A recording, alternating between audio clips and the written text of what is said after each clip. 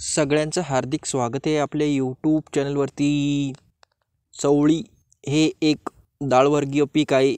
त्याची जर आपण लागवड केली तर आपल्याला एक चवळी पीक भेटतं व त्याची आपण व्यवस्थित वाळल्यानंतर शेंगा आपण डाळ तयार करून ती डाळ खाण्यासाठी या ठिकाणी वापरत असतो।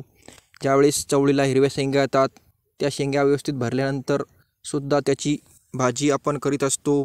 त्याचबरोबर चवळीला ज्या शेंडे येतात ते शेंडेही खुडून त्याची भाजी आपण या ठिकाणी खात असतो।